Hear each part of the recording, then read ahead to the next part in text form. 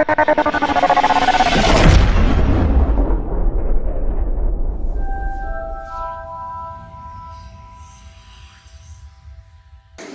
தமிழகம் முழுக்க நடக்கக்கூடிய அந்த ஜல்லிக்கட்டுக்கு ஆதரவான அந்த பல போராட்டங்களுக்குள்ள செய்கிற மாணவர்களுக்கு நம்முடைய ஆதரவை தெரிவித்துவிட்டு நான் என்னுடைய பேச ஆரம்பிக்கிறேன்.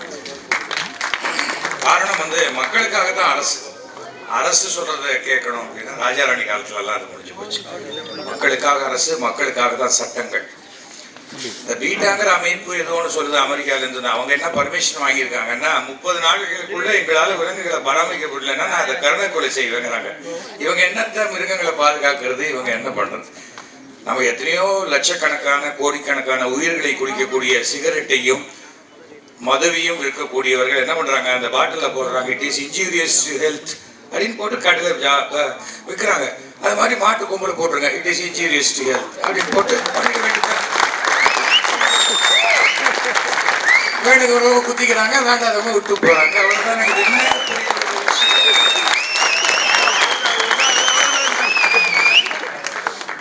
மதுவுக்காக ஒரு 700 கோடி ரூபாய் மதுவினால கிடக்கூடியவர்களுக்காக கேன்சருக்கு செலவழிக்கிறாங்க. மதுவினால 5000 கோடி ரூபாய் பணம் வருதுன்னு சொன்னா அதை விற்றாக்க இந்த பணமே செலவழிக்க வேண்டாம், கேன்சரே வராது சிகரெட்டுக்காக. அதை தடை செய்கிறது இல்லை. அது பல விஷயங்கள். இது என்னன்னா நமக்கு வெளிநாட்டு மோகம் எல்லாத்தையும் வந்ததுனால நம்ம ஜீன்ஸ் வாங்குறது நிறுத்தினாலே நமக்கு குடிநீர் தண்ணி பஞ்சம் வராது. காரணம் என்ன, ஒரு ஜீன்ஸ் பண்றதுக்கு கிட்டத்தட்ட 17,000 லிட்டர் தண்ணி செலவாகுதுன்னு சொல்றாங்க. அப்போ அத்தனை லிட்டர் தண்ணியை நம்ம குடிக்கிற தண்ணியெல்லாம் மிஸ் பண்ணிட்டு ஒரு ஜீன்ஸ் வாங்குறோம். ஆனா அதை அதுக்கப்புறம் லைஃப்ல துவைக்கிறது இல்லைன்னு வச்சுக்கோங்க. ஜல்லிக்கட்டு போராட்டத்துக்கு பங்கு பெற்ற அத்தனை பேர்த்துக்கும் என்னுடைய வாழ்த்துக்கள் சொன்னாரு. அது ஜல்லிக்கட்டுக்கான போராட்டம் அல்ல, தமிழர்களுடைய பண்பாட்டுக்கான போராட்டம். நாடு முழுக்க கொந்தளிச்சு போட்டு ஏன் அந்த மேடைக்கு சொல்லணும்னா நானே ஒரு 2 நிமிஷம் எடுத்துக்கணும்னு நினைச்சேன். ஆனால் அவரே ஆரம்பிச்சு விட்டு போட்டாரு. அதனால நிறைய பேச மாட்டேன், சும்மா ஒரு நிமிஷத்துல தான். என்னன்னா இன்னைக்கு நார்த் மெட்ராஸ் ரொம்ப படப்பிடிப்பு அழகா கண்ணுக்கு முன்னாடி கொண்டாந்து அவர் நிறுத்தியிருக்காருன்னு சொன்னாங்க. ஆனா அந்த கதைக்களம் எனக்கு தெரியும், நிச்சயமா நிறுத்தியிருப்பாரு. வளர்கிற இயக்குநர்கள், வளர்கிற படைப்பாளிகள், வளர்கிற தயாரிப்பாளர்கள் தமிழகத்துல உள்ள நமக்கு முன்பு உள்ள கலாச்சாரத்தை பதிவு செய்ய தயவு செய்து மறந்துடாதீங்க. காரணம், நமக்கு பிறகு வருகிற தலைமுறைகளுக்கு நம்மளுடைய அடையாளங்கள் தொலைந்து போய் விடுமோ என்ற ஒரு பயம் கொண்டு இருக்கிறது. கடைசி அடையாளமாக இருக்கிறது தமிழனுடைய இந்த கலாச்சாரம் தான். அதையும் இன்றைக்கு உலக நாடுகள் திட்டமிட்டு அழித்து கொண்டிருக்கிறது. அந்த வகையில இவர் எப்படி நார்த் மெட்ராஸை பதிவு பண்ணாரோ, தமிழகத்தில் உள்ள ஒவ்வொரு மாவட்டத்துக்கும் ஒரு கலாச்சாரம் இருக்கிறது.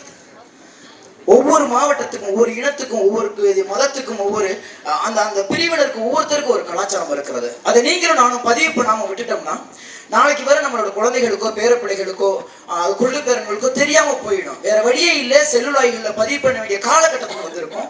அப்படி காலகாலமாக மண் தோன்றிய காலத்திலிருந்து பாதுகாக்கப்பட்ட ஒரு பண்பாட்டை அழிப்பதற்கு திட்டமிட்டே இன்றைக்கு இவ்வளவு பெரிய சதி செயலை செஞ்சுட்டு இருக்கிறாங்க.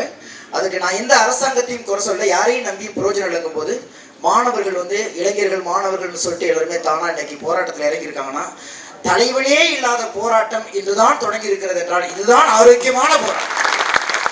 காரணம், தலைவன் இருந்தால் பிரியாணிக்கு ஒரு கோட்டுக்கும் ஒரு வாட்டர் பாட்டிலுக்கும் ஒரு 300 ரூபாய் காசுக்காக வேண்டி அழைத்து வருகிற கூட்டம். நான் ஏற்கனவே சொன்னேன், பொங்கல் அன்னைக்கு இந்த போராட்டம் தொடங்கும் பொழுது நான் சொன்னேன், வெறும் 40 பேரை வச்சுக்கிற தொடங்குகிற இந்த போராட்டம் 4 மணி நேரத்துல முடிஞ்சு போகணும்னு நினைக்காதீங்க அரசியல்வாதிகளே. தயவு செய்து மாலை முடிந்தவுடன் கலைந்து போகிற கூட்டம் அல்ல இது. யாரும் விலை பேசி கொண்டுட்டு வரல. இப்ப என்னன்னா அவங்க ஷிஃப்ட் போட்டு போராட ஆரம்பிச்சிட்டான். எனக்கு காலையில ஷிஃப்ட் இருக்கு மச்சான், நான் ஈவினிங் கலந்துக்கிறேன், நீ முடிச்சுட்டு போ. நேற்று நைட் அதுதான் போயிட்டு இருக்கு டிஸ்கஷன். நீங்க காலதாமதம் படுத்த இந்த போராட்டம் விரிவடைந்து கொண்டே இருக்கும். காரணம், கலாச்சாரத்தை கடைசி தலைமுறை இழந்து விடக்கூடாது என்பதற்காக போராடிக்கிட்டு இருக்கு. எப்படி இந்த படத்தை சென்னையை பொறுத்த வரைக்கும் அதோடைய அடையாளங்களை இவர் பதிவுபடுத்தினாரோ, அதே மாதிரி படைப்பாளிகள் அவரவர்கள் வாழ்ந்ததை, கேள்விப்பட்டதை, நம்மளுடைய தாத்தனும் பூட்டனும் பாட்டனும் செய்த அந்த கலாச்சாரத்தை செல்லுலாய்களை பதிவு பண்ணுங்க.